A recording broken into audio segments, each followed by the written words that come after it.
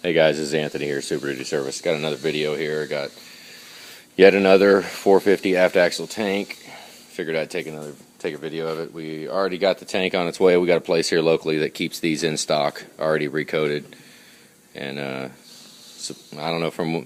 I put a couple of them on. I got the fuel tank, the fuel pump out. We're gonna clean the fuel pump out and blow the lines out, clean everything out.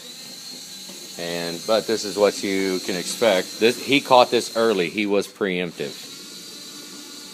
So that is the coating off of the tank. Stop. Hey. That's the coating off of the tank.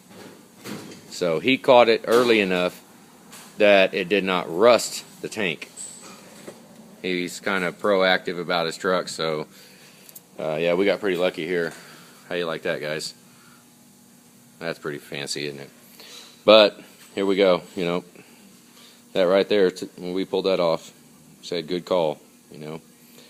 But we're going to go ahead and get it all buttoned up, put a new tank in it, clean everything out, blow the lines out, take the fuel pump apart, clean it apart, and throw it back in, and he's off to the races.